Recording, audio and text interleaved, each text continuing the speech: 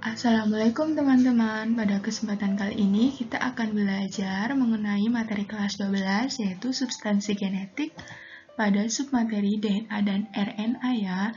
Mari kita simak video pembelajaran berikut ini. Bagian pertama mengenai struktur DNA. Semua makhluk hidup di dunia ini mengandung DNA, dari mulai manusia, hewan, dan tumbuhan. Semuanya mengandung DNA, kecuali beberapa virus saja yang tidak mengandung DNA, tetapi mengandung RNA. Lalu, apa sih itu DNA? Kenapa seluruh makhluk hidup memiliki DNA? Jadi, DNA atau deoksiribonukleot asid atau yang sering dikenal dengan asam deoksiribonukleot adalah satuan unit fungsional penyimpan kode gen atau genom yang berfungsi menentukan karakteristik suatu organisme. Jadi DNA itu berperan dalam menentukan sifat-sifat makhluk hidup. DNA itu ada di dalam tubuh ya. Sehingga setiap makhluk hidup itu memiliki sifat dan ciri masing-masing karena hal ini ditentukan oleh DNA.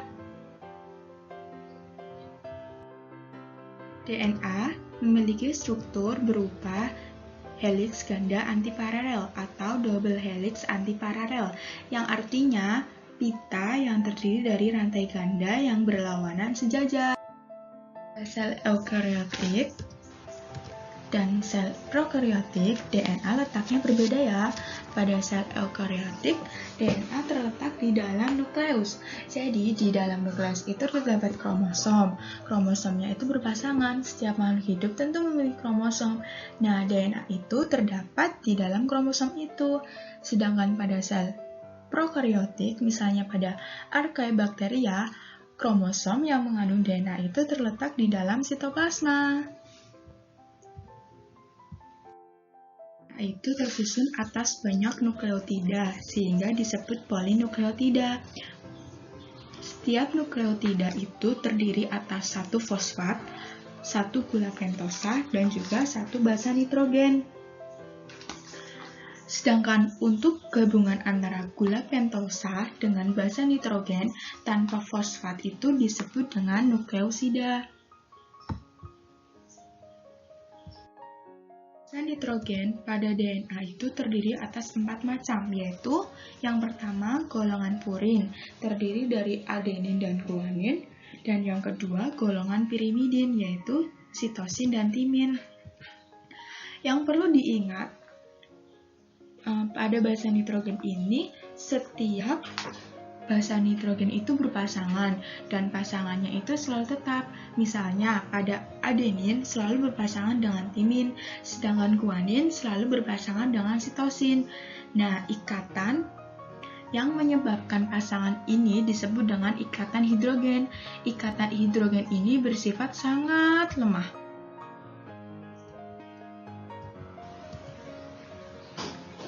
Ini merupakan gambar dari struktur DNA.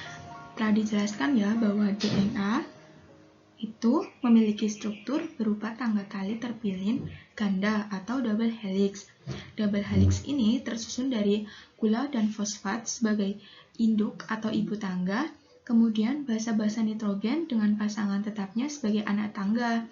Jadi, basa nitrogen dari kedua rantai polinukleotida itu selalu berpasangan sesuai dengan aturan Chargaff yang tadi sudah jelaskan. Ada adenin dengan timin, guanin dengan sitosin yang dihubungkan dengan ikatan hidrogen.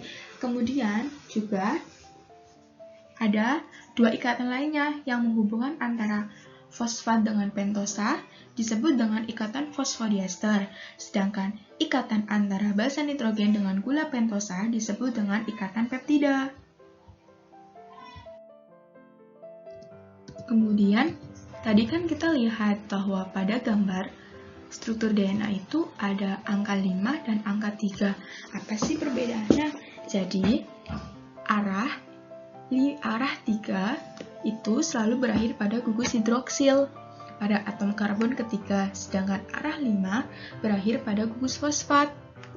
Selain itu juga, arah 3 itu terjadi karena salah satu ujung ikatan fosfodieser menuju atom karbon ketiga gula pentosa pertama, sedangkan arah kelima menuju karbon kelima gula pentosa yang kedua. Jadi gitu ya perbedaannya. DNA itu memiliki sifat dan fungsi.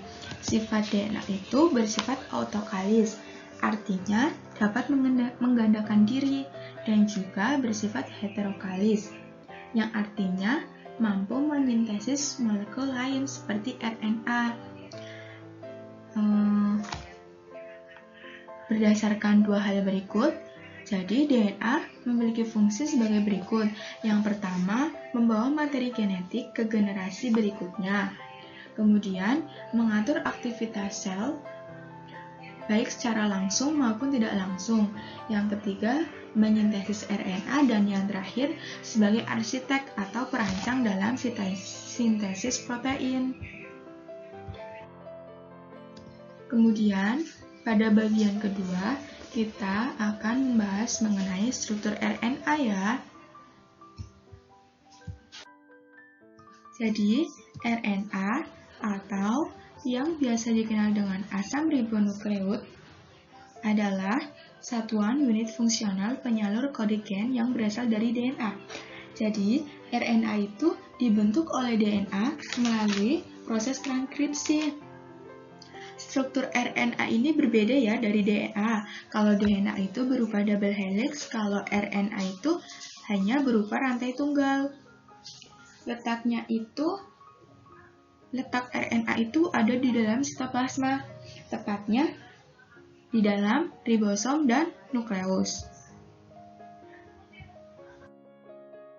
Sama halnya dengan DNA ya, RNA juga tersusun atas banyak nukleotida. Setiap nukleotida terdiri atas fosfat, gula ribosa, dan basa nitrogen. Perbedaannya itu terletak pada jenis gula dan juga jenis basa nitrogennya. Kalau pada DNA itu jenis gulanya kan deoksiribosa, sedangkan pada RNA itu jenis gulanya itu ribosa ya. Sedangkan untuk basa nitrogennya itu perbedaannya pada golongan pirimidinya.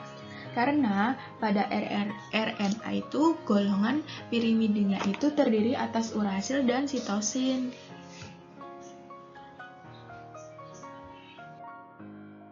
Berdasarkan letak dan fungsinya, RNA dapat dibagi menjadi 3, yaitu yang pertama ada messenger RNA atau mRNA. Merupakan RNA yang terbesar dan terpanjang yang disintesis dalam nukleus. Fungsinya itu sebagai pembawa kode genetik dari DNA ke ribosom. Terus yang kedua ada transfer RNA atau tRNA.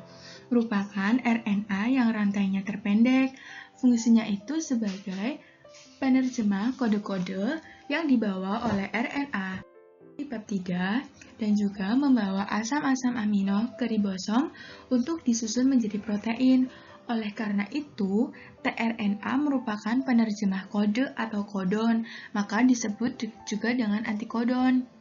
Kemudian yang terakhir atau yang ketiga ada ribosomal RNA atau rRNA.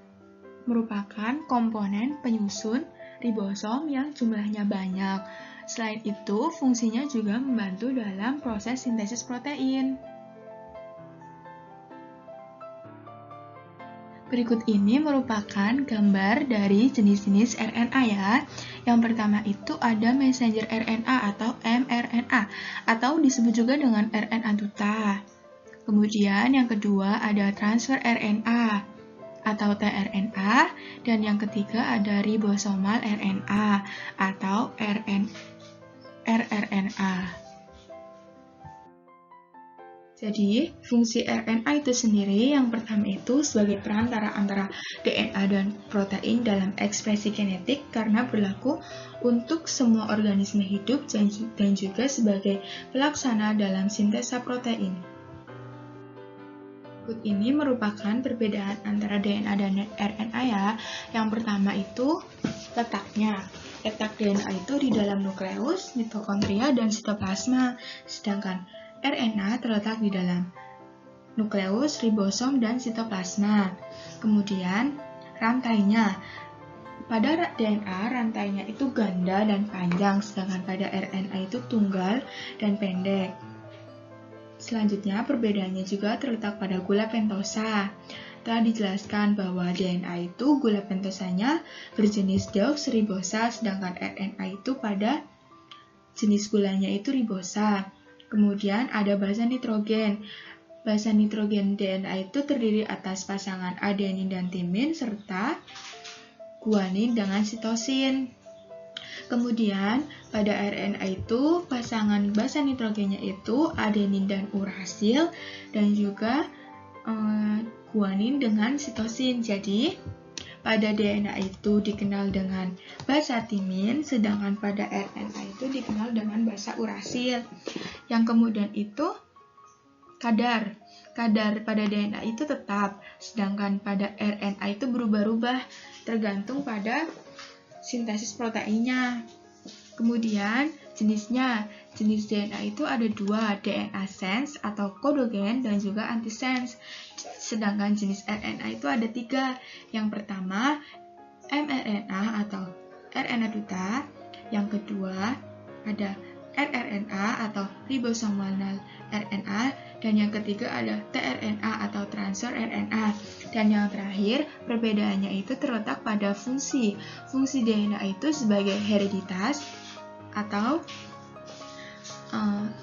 karakteristik keturunan satu ke generasi berikutnya dan juga sintesis protein. Sedangkan pada RNA itu fungsinya pada sintesis protein saja.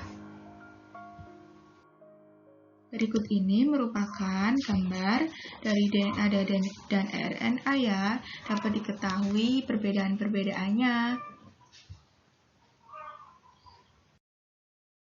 Sekian dulu video pembelajaran kali ini, kurang lebihnya mohon maaf. Terima kasih sudah menonton. Wassalamualaikum warahmatullahi wabarakatuh.